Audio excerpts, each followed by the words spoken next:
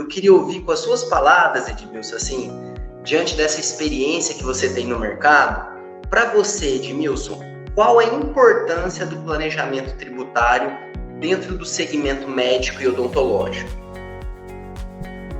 Olha só, primeiro, assim, deixa eu pontuar aqui a questão do planejamento, né? Que a gente vai falar sobre planejamento, né? Planejamento tributário. As empresas em geral, né? A gente coloca de forma geral, que está falando aqui para dentistas, para clínicas odontológicas. As empresas em geral, elas têm que entender o seguinte: planejamento tributário, o que é? Ele é formalizado em cima de legislação, então em cima de lei.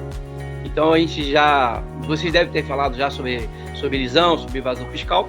Então, elisão é quando a gente está dentro das 4 linhas, né? A gente trabalha dentro das 4 linhas das normas tributárias e que a gente usa a própria lei para poder se beneficiar de tributação, de pagar menos impostos. Então, isso é elisão. Quando é evasão fiscal, aí você pula das 4 linhas, aí a coisa já começa a complicar e é nesse momento que o governo, né, ele cria as sanções. Então, ela tem o lançamento de crédito tributário. Então, existe o lançamento por homologação, o lançamento por declaração e por ofício. Então, por homologação é quando, só para o pessoal entender, é o seguinte: como homologação é quando o próprio contribuinte ele tem domínio, ele que faz toda a demanda, ele que declara, ele que faz tudo, sozinho. E o fisco tem 5 anos para entender se aquilo está certo ou está errado. Quando eu falo de planejamento tributário, inclusive envolve todas as empresas, clínicas odontológicas também, esse planejamento tributário, ele não envolve só a parte tributária, ele também está integrado com o financeiro, está integrado também com a parte de administração comercial das empresas. Então, quando a gente fala de tributação, a gente está falando baseado em legislação, baseado em lei. Então, a gente tem que cumprir as regras tributárias. Então, existe a elisão fiscal e a evasão fiscal. A elisão fiscal, ela é operada dentro das 4 linhas das normas tributárias, do Código Tributário Nacional. Então, a elisão fiscal trabalha dentro das 4 linhas. E a evasão fiscal trabalha fora, extrapola as normas legais e aí que vem as sanções, o lançamento dos créditos tributários. Quando a gente fala de planejamento tributário, a gente está falando de fazer elisão fiscal, que a elisão fiscal quer dizer planejamento tributário. Então, a gente sempre baseia no Código Tributário Nacional, ali tem o artigo 96, o artigo 100, e esse Código Tributário, ele mostra ali as normas complementares, onde tem ali todas as regras que podem e que não podem fazer dentro da tributação. Então, assim, existe inclusive dentro da própria legislação meios ali, tipo norma geral, tem as normas que são colocadas, que diz respeito ao indivíduo e respeito à empresa. Bom, isso é de forma geral, só para poder a gente fazer um apanhado aqui do que é planejamento tributário. Então, quando o governo ele recebe a informação por homologação, que é o contribuinte que faz, totalmente, 100%, e aí ele pega essas informações, esse tributo que foi pago pelo contribuinte e analisa se está legal, se está dentro das normas tributárias, ele deixa do jeito que está. Ou então ele faz o quê? Ele manda uma notificação e faz lançamento de ofício. Então, o lançamento de ofício é a parte só o governo, só o fisco. E o lançamento por homologação é o contribuinte. Então, tem os 2 pontos, né? Os 2 pontos ali. E no meio tem o lançamento por declaração, que é um exemplo que a gente pode dar é o imposto de renda, pessoa física, que agora a gente está na época do imposto de renda, né? O imposto de renda é um lançamento por declaração. Esse lançamento por declaração é onde o contribuinte bota lá as informações e o governo vai fazer um contraponto das informações que ele tem lá, vai comparar. Então, você está declarando isso, eu vou pesquisar aqui, eu vou analisar se essas informações estão compatíveis com o que está aqui dentro. Se tiver, beleza. Se não tiver, o fisco manda uma notificação e vai para o ofício. Por que eu estou falando essas coisas aqui? É um pouco meio complicado, tem um direito tributário aqui envolvido e tal. Lá em 1920, né, o Freeman já falava sobre isso e tal, e tem livros, inclusive, publicados sobre isso, e falava das teorias dos 3 círculos, né? A teoria dos 3 círculos. que é a família empresária, ali o patrimônio e a gestão. Então, quando esses três tinham alinhamento, as famílias, as empresas eram lucrativas, elas cresciam. Mas sempre quando tinha alguma coisa ali que dava uma disrupção ali, tinha algum problema, onde existia uma família empresária, mas não tinha gestão, aí o patrimônio ficava em risco. Então, muita coisa acontecia de forma errada e existia muita tributação, pagava muito imposto e, inclusive, tinha muitas sanções, né, do governo. O governo chegava ali e o fisco e cobrava aquilo que ele achava que era devido. Não que seja devido, mas se achava que era devido. Mas como as empresas familiares antigas lá, eles não trabalhavam muito com essa questão de gestão, de planejamento, aí tinha muito problema. E foi por causa disso que, ao longo dos anos, muitas empresas ficaram até com medo, né, de fazer alguma coisa. Vou planejamento tributário, não vou fazer isso não. É melhor pagar tudo para o governo, é melhor pagar tudo para o fisco, não é melhor mexer com o governo, não. Eu tenho, inclusive, clientes hoje, né, que eu entro lá para fazer uma reunião e fazer uma recuperação tributária. Eles têm medo e ficam assim, não, esse negócio de mexer... Não mexe com isso, não. É arriscado, eles interpretam do jeito que eles querem. Pô, aí a gente está aqui falando de planejamento tributário, falando de elisão. Quando você pratica a elisão tributária, né, a elisão fiscal, dentro das 4 linhas. Então você vai usar a lei para beneficiar. Essa lei que o governo colocou, normativas, as leis complementares, tudo isso vai ser a seu favor. Então é só você saber usar isso, né? Então, quando a gente fala agora de clínicas odontológicas, eu sei que tem também um pouco de receio de alguns dentistas, de alguns empresários, que falam assim, cara, eu não quero fazer esse negócio não, porque é complicado, porque como ele não entende, ele acha que ele vai ser penalizado de alguma forma. Então, assim, o planejamento tributário ele é muito importante, porque a gente vai ver aqui, eu vou apresentar para vocês uns slides aqui, ele te dá uma economia para a empresa quando você faz uma equiparação, exemplo, uma equiparação hospitalar. Ele te dá 66% de economia tributária. 66%. Cara, é muito dinheiro. É muito dinheiro. Então, e só basta você procurar a pessoa certa para poder fazer isso para você. Então, quando a gente fala de planejamento tributário, a gente está falando o quê? De você conhecer as suas aptidões, as suas habilidades, conhecer tudo que você pode fazer, você vai fazer. Agora, deixa eu entender o que o fisco está pensando, deixa eu entender como que ele interpreta essa legislação, deixa eu ver como que isso aqui funciona. Então você vai ter que começar a entender isso. Porque o Sun Tzu ele falava sempre o seguinte, você verifica primeiro de onde os tiros estão vindo, para depois você atacar. Tem gente que quer atacar de uma vez, né? Tem gente que quer avançar para cima e quer fazer as coisas sem pensar. Então, deixa eu analisar primeiro, deixa eu estudar e depois eu faço isso. Então, aí a gente entra na questão de gestão tributária, né? Planejamento tributário e entra na gestão tributária. E aí eu gosto de citar livro, tá? Eu gosto de livro porque eu tenho aqui, ó, tem um arsenal de livro aqui, tem um monte de livro aqui. Eu gosto de citar livro, eu gosto de ler, e esse livro aqui, ó, é outro que eu indico aqui, que é o Mito do Empreendedor. O Mito do Empreendedor. O Mito do Empreendedor é o Michael Gerber, ele vai falar sobre 3 esferas de atuação do empresário. E o médico e o dentista, cara, ele é uma área terrível, assim, para isso, por quê? Quando você fala de corporações, as corporações que geralmente falam, existe lá o investidor, existe lá o CEO, existe lá o operador, a parte operacional. Quando o Gerber ele vai falar sobre o primeiro, ele vai falar sobre o empreendedor, ele vai falar sobre o segundo, que é o administrador, e o terceiro, o técnico. Quando você fala do médico e do dentista, ele é as três áreas, entendeu? Ele é o cara que bota dinheiro, é o investidor, ele é o CEO da empresa que está ali, é o administrador, né? Ele é o empreendedor, investidor, ele é o CEO, o administrador, e ele é o técnico, ele é o operador. Ele tem que estar lá mexendo na boca do paciente, ele tem que estar tratando o paciente. Ele não pode delegar isso para uma secretária. Então, se ele não estiver presente, o consultório não funciona, a clínica não funciona. Então, assim, como que ele vai...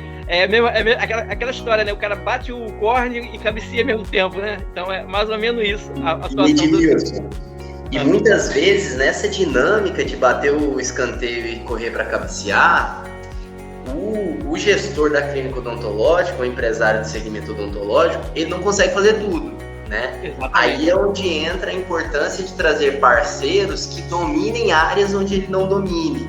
Como, por exemplo, trazer um parceiro para fazer o planejamento tributário. A gente vem falando nas últimas lives aqui o seguinte, que a diferença entre uma clínica que já fez o seu planejamento tributário, já está pagando menos impostos, já maximizou sua margem de lucro, e uma clínica que está pagando imposto desnecessário, que está com a margem de lucro reduzida, a diferença é uma só, é o mindset. Porque aquele que entendeu a importância e o valor do planejamento tributário, ele tem um mindset de crescimento. A diferença é só o mindset, isso é interessante, né? Exemplo, planejamento não diz respeito a decisões futuras, mas às implicações futuras de decisões presentes. Cara, isso aí é muito legal, né? Muito legal porque eu escuto pessoas falando assim, planejamento tributário, você vai planejar o teu futuro, os resultados que você quer e tal. Então, aí vem o Peter Drucker falando que o planejamento não diz respeito a decisões futuras, mas sim as implicações que tem. Então, você tem que pensar aquilo que você está fazendo hoje, o que você quer que aconteça. Então, às vezes a gente fica pensando muito no agora, né? Só que eu vou pensar no agora. Só que eu tenho que pensar também no que vai acontecer lá na frente, né? Então, se eu estou fazendo agora, vai me dar uma sanção fiscal, se vai ter algum problema, mas as implicações futuras que a gente tem que analisar são os resultados, né? São os créditos tributários, são as reduções tributárias, o lucro que eu estou aumentando na minha empresa. Então, você imagina, que negócio que te dá em torno de 66% de retorno, de lucro. Difícil, né? Você tem um negócio que dê 66% de retorno. Então, 66% de lucro que você tem quando você faz um planejamento tributário para você reduzir a carga tributária. E aí, a gente tem aqui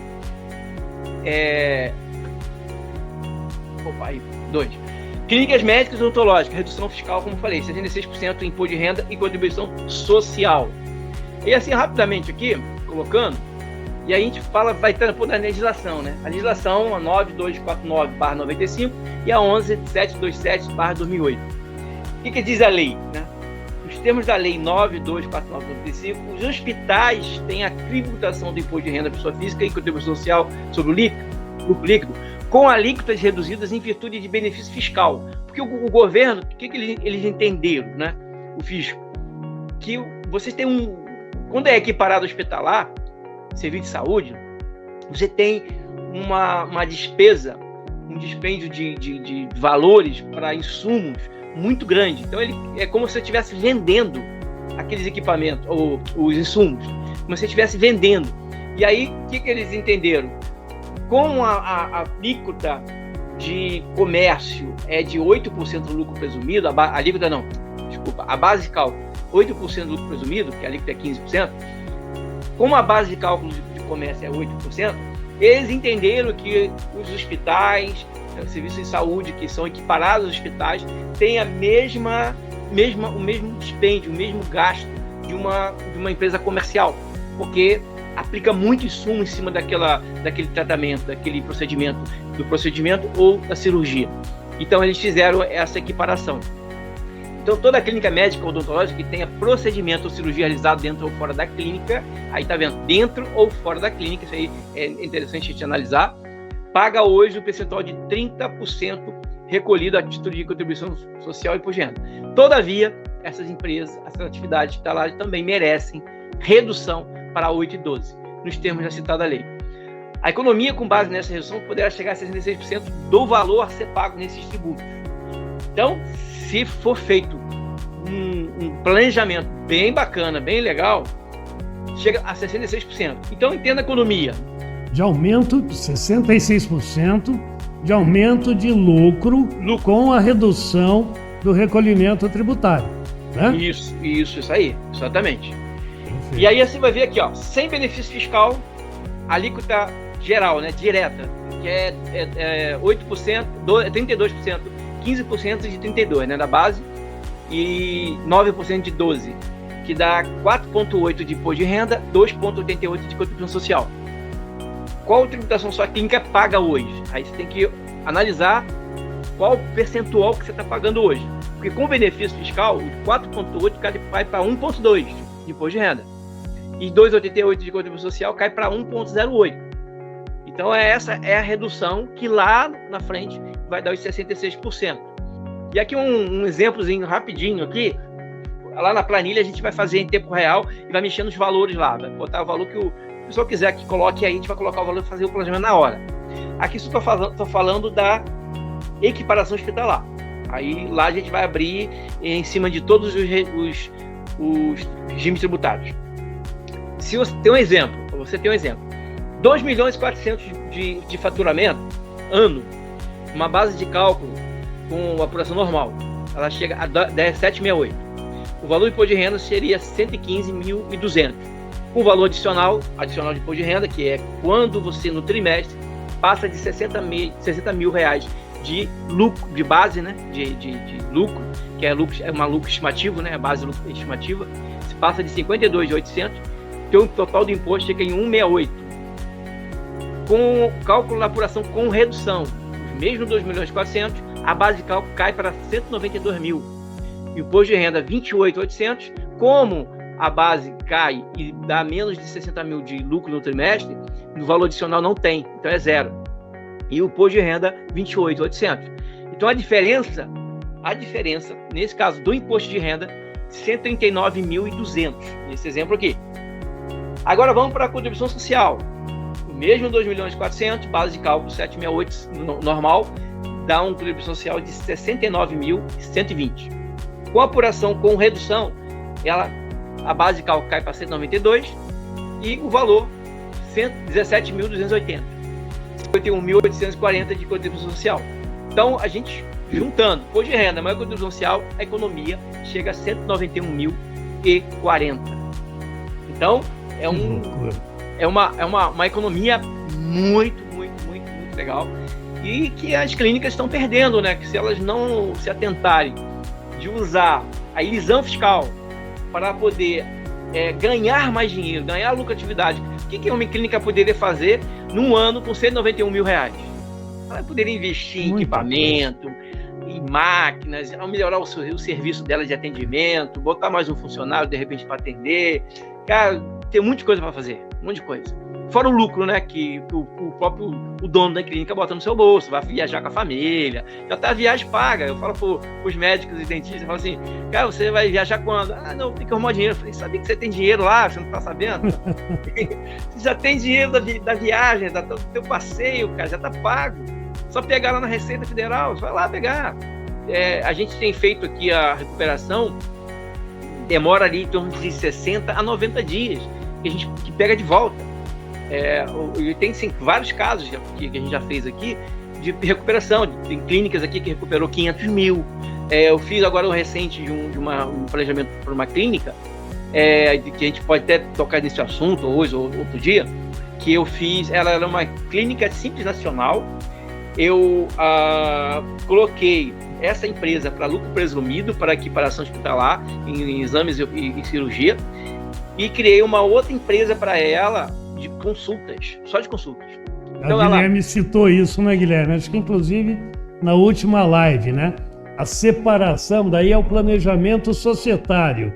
Isso. Você distribui em CNPJs, né? Ou em natureza das operações, e a mesma clínica com pessoas jurídicas diferentes, né? Isso. Então, inclusive no regime, no caso das clínicas odontológicas, o dentista, ele pode fazer até o regime híbrido, né? Que é o regime híbrido, ele pode usar o Carnê-Leão, fazer lá o livro caixa dele e deduzir o máximo de despesas que ele puder ali. Eu já faço de vários assim, e ele tem uma pessoa jurídica que ele emite as notas fiscais quando não é mais vantagem ele emitir pelo Carnê-Leão. Então a gente faz o sistema híbrido.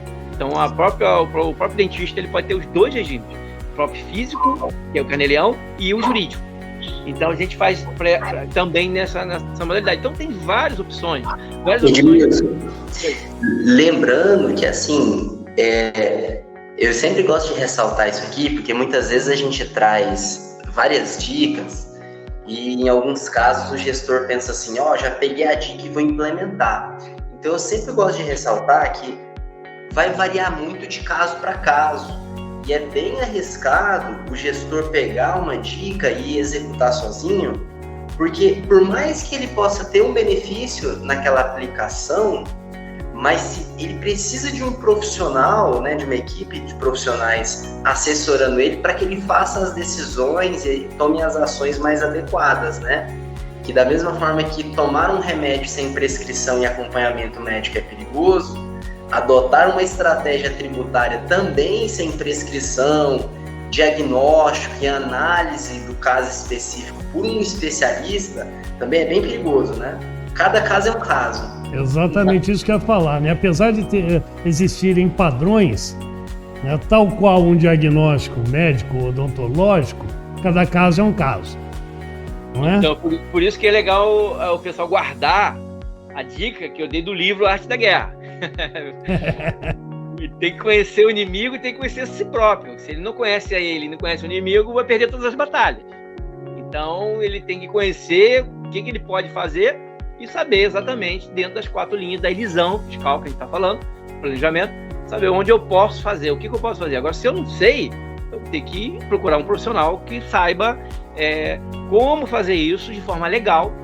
Até mesmo aqui, vou abrir um parênteses aqui, eu não sei se todos aqui já acompanharam o que aconteceu aí alguns meses atrás, foi cerca de um mês mais ou menos, da fraude que aconteceu aí de recuperação tributária em Minas Gerais e vários lugares que aconteceram, foi uma fraude milionária lá que o pessoal fez, e exatamente eles fizeram o quê? Uma evasão fiscal. Eles fizeram o quê? Jogaram coisas que não eram devidas, que não estava dentro das normas. Então apareceram alguns consultores, né, entre aspas, e fizeram uma lambança no mercado aí, fizeram muita bagunça, em troca de recebimento de honorários, de percentuais e tal. Então, chegaram aqui na minha cidade, chegaram a procurar alguns clientes meus, eles me ligaram, aí falaram comigo que estavam sendo procurados, aí eles não fizeram nada com esse pessoal e não conseguiram fazer com ninguém, né? Porque a gente já trabalha, já orienta com o pessoal aqui. E agora a Receita Federal, ela semana passada, ela já lançou lá a normativa, inclusive falando lá que está chamando todas as empresas que teve indício de irregularidade nas recuperações tributárias. E para que eles espontaneamente, se você viu que está errado, vai lá, corrige e aí você não vai ser punido. Mas se você acha que está legal, não precisa fazer nada, fica lá. É aquela questão que eu falei de lançamento de ofício e o lançamento por declaração por homologação. Então, se você não acha que tá legal, beleza, não precisa fazer nada. E aqueles que a Receita Federal sabe quem são, receberam, todas elas receberam notificação. Eu posso dizer aqui para vocês que nenhum cliente meu que nós pegamos de recuperação tributária recebeu notificação da Receita, nenhum nosso, ninguém. Então, todos estão de forma legal, porque a gente usa a elisão fiscal, né, dentro da linha, das 4 linhas das normas, para você entender até onde você pode chegar. Então, o Guilherme levantou essa bola aí, muito legal, Guilherme, essa questão de você tomar cuidado, né? Só você... Aqui a gente está falando do resultado, mas para você chegar nisso aqui, existe um processo. Existe um processo que você tem que fazer, não é estalar o dedo e, vou fazer isso e vai acontecer. Existe um processo para chegar aqui, tá?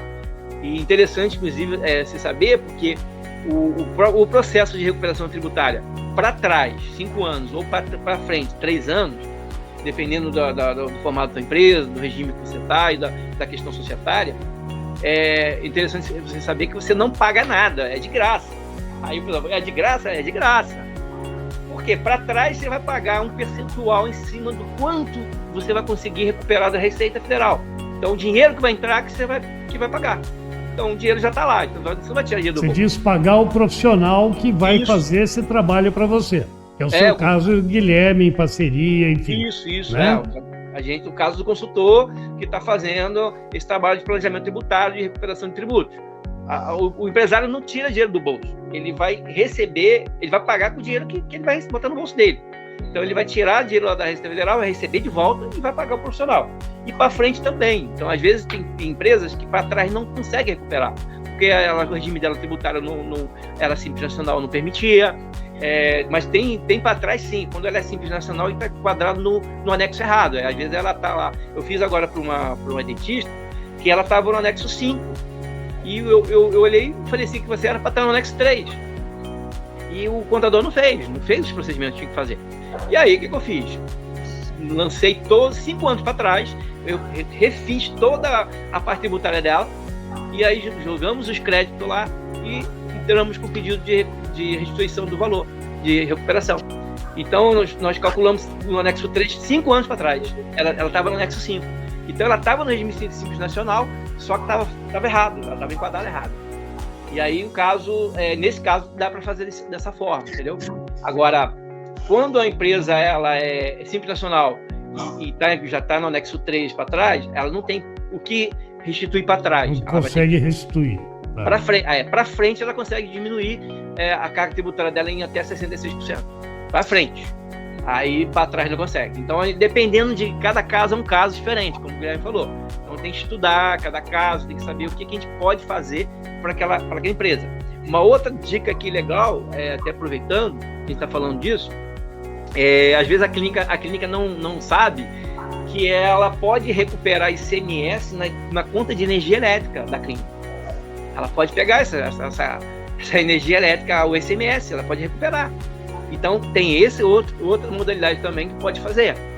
Uma outra coisa também, quando ela está na base do lucro presumido, está no regime tributário de lucro presumido, a gente pode entrar também com um pedido de redução da base de cálculo do ISS no PIS e COFINS. Então, redução da base do ICSS no PIS e COFINS. Redução do PIS e COFINS da própria base. Então, tem mais de 22, 23 teses tributárias que já estão aí em vigor, muita gente está usando. Dependendo de cada caso, é um caso diferente. Então, a gente é interessante o que você está dizendo. São 22 a 23 teses tributárias que já aplicáveis, isso, dependendo de cada caso do diagnóstico, como o Guilherme falou. É isso, Guilherme? É isso, Edmilson? É isso mesmo. Podem beneficiar as clínicas. É isso mesmo. Pode falar, Guilherme. É isso mesmo. Muitas vezes a clínica nem sabe, né? Por exemplo, está pagando uma conta de energia elétrica alta e não tem esse conhecimento que ela pode fazer essa restituição. Então vamos lá. Aqui eu vou falar sobre também. Aqui é o cálculo, tá? Aqui é o cálculo, até para o pessoal então entender. Aqui já vou entrar aqui na parte de procedimento. O que está incluído nesses procedimentos odontológicos que pode fazer a equiparação hospitalar para reduzir a base de 66%.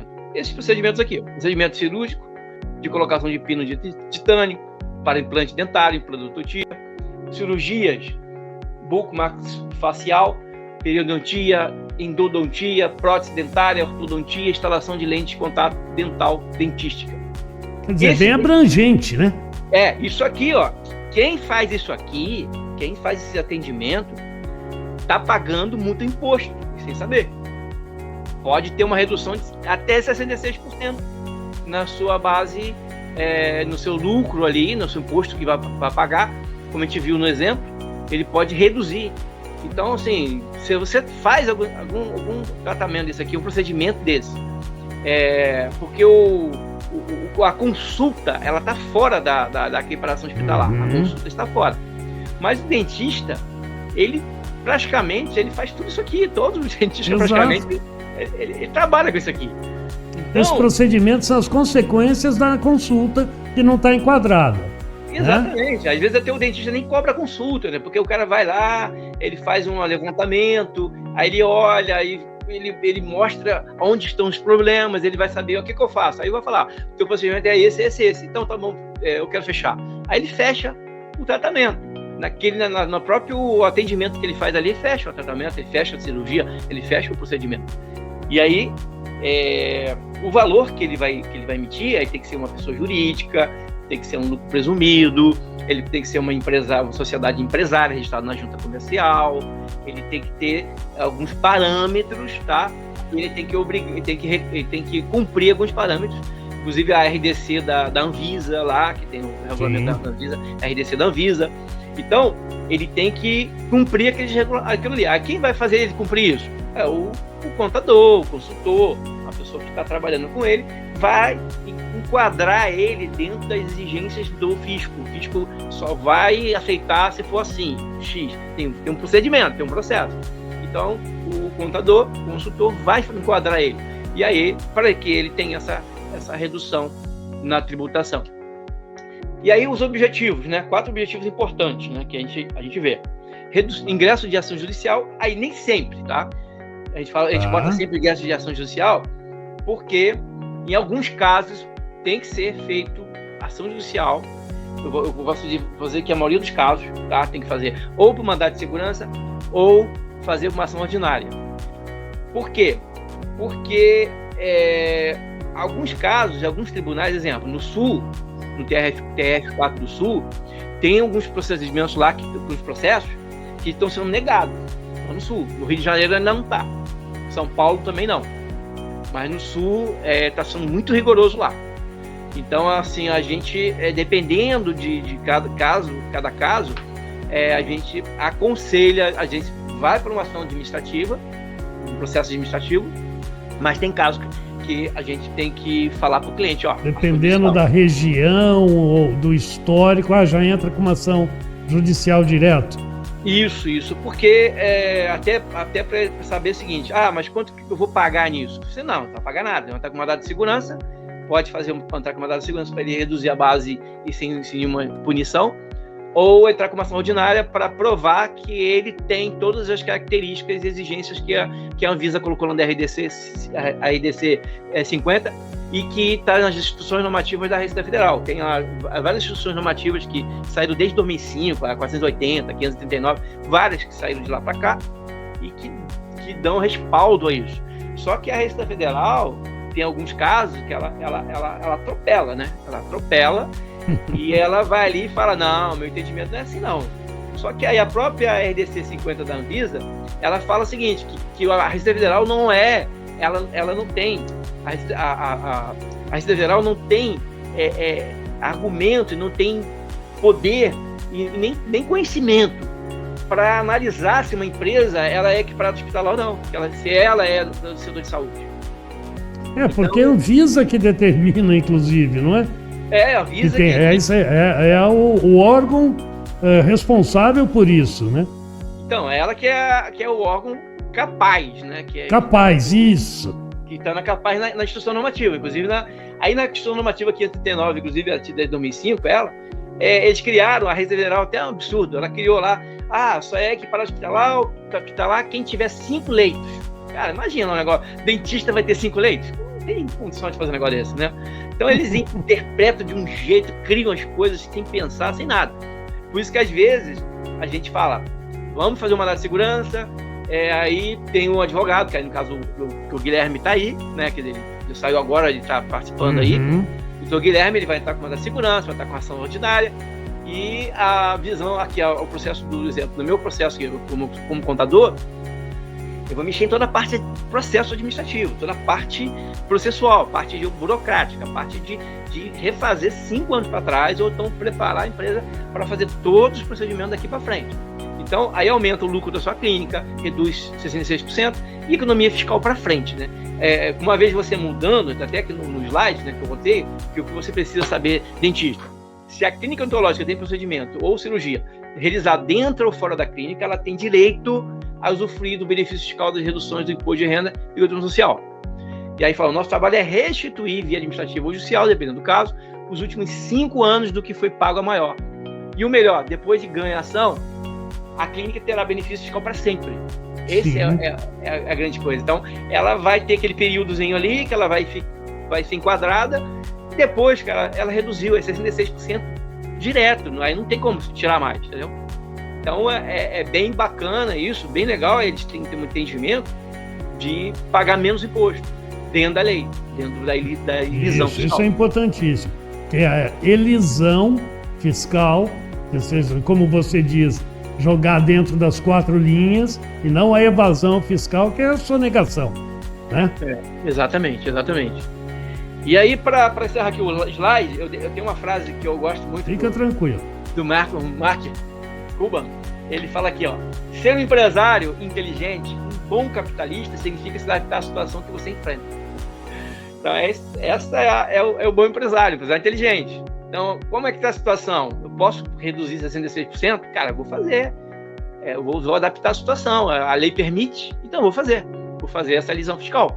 Então, não ficar com aquela mentalidade do empresário, com medo. Eu vou fazer isso, cara, eu vou ser punido. Não, você tem direito a fazer isso. Você está cumprindo as regras. Então, você pode usar. Então, usa Claro. de uma forma inteligente, né? Seja um empresário inteligente e se adapta à situação. E vamos lucrar, né, cara? Ter lucro. Então, eu imaginando que o advogado tributarista, só para ver, e daí vocês, já vou deixar o gancho para a próxima, tá? O advogado tributarista, ele analisa a situação, né, em conjunto com vocês, e para ver quais medidas legais devem ser tomadas naquele momento, se vai ter que entrar com mandato de segurança, se vai ser só uma ação administrativa, ação judicial, enfim, toda essa análise.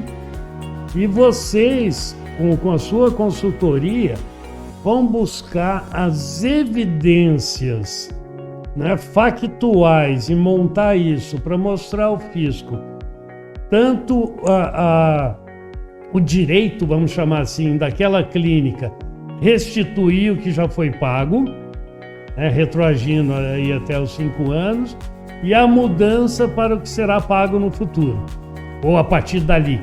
Uhum. É assim, mais ou menos, que funciona esse trabalho de vocês? Exatamente. O valor, o que você fez para trás, ele vai depender do regime tributário. Se ele é simples nacional, eu não vou poder recuperar imposto de renda e contribuição social, dentro do que eu mostrei aqui. Ele vai ter que fazer umas outras ações. O que é? Ela vai poder fazer a recuperação do ICMS da energia elétrica, isso pode, mesmo independente de regime tributário. Isso pode fazer, tranquilo. Pode ser que ela está no Simples Nacional, está sendo tributada errado, está no anexo errado, ela tinha que estar no anexo 3, ela está no anexo 3, está recolhendo no anexo 5. Então a gente vai refazer toda a parte tributária dela de 5 anos para trás e vai gerar o crédito tributário para ela. Então outra coisa que a gente pode fazer. Então, assim, quando ela é Simples Nacional, ela tem ali praticamente só essas 2 opções: fazer a correção da tabela, do anexo, e a recuperação do energia elétrica, do ICMS na energia elétrica. Ela pode fazer isso aí. Quando ela é lucro presumido, aí abre as 23 teses tributárias para você usar. Aí você pode usar, dependendo de qual tipo da clínica que vai ser, que ela é.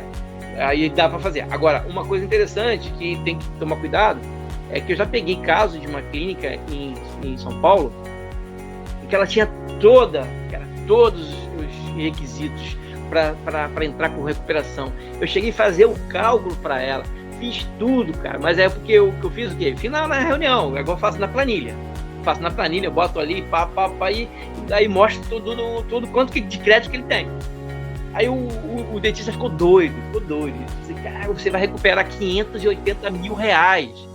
Vai entrar na sua conta, cara, 580 mil reais. Ele ficou todo animado e tal.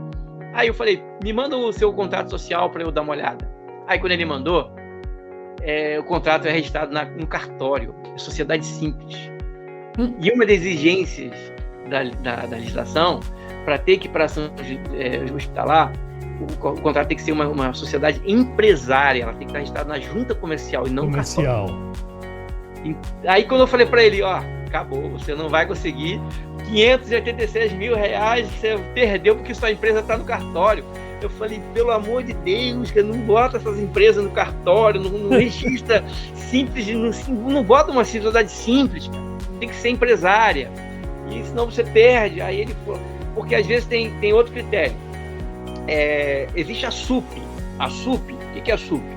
SUP é a possibilidade que você tem de uma sociedade simples recolher o ISS por um valor fixo de acordo com cada prefeitura. Cada prefeitura estabelece um valor fixo por profissional que trabalha lá, por médico ou por dentista dentro da prefeitura lá. Tem um valor lá, uns bota 200 e pouco, 300 e pouco.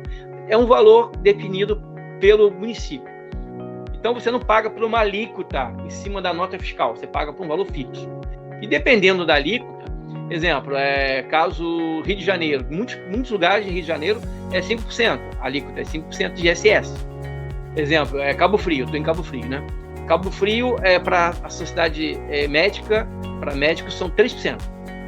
A alíquota é 3% para médico, tem uma redução. Para alguns lugares tem 2%, mas em geral a alíquota é 5%.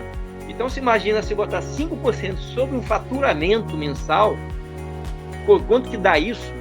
E às vezes ele paga R$200 por profissional dentro da clínica que trabalha, de sociedade de médicos, sociedade de dentistas.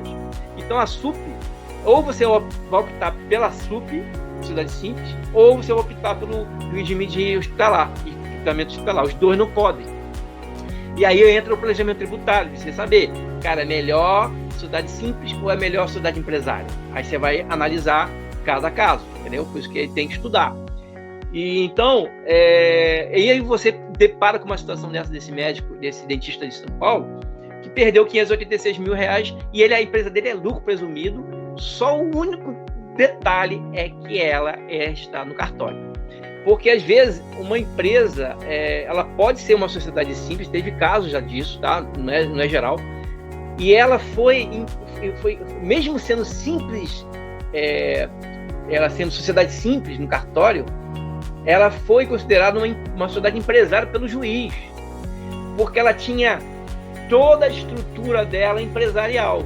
Porque quando a gente fala de estrutura empresarial, exemplo, você vai numa clínica odontológica, se tá lá o nome assim, dentista fulano de tal, dentista fulano de tal, dentista fulano, você não tem o nome da clínica, você tem o nome do dentista lá. Isso aí é uma sociedade simples, é uma sociedade de dentista, não é uma sociedade empresária.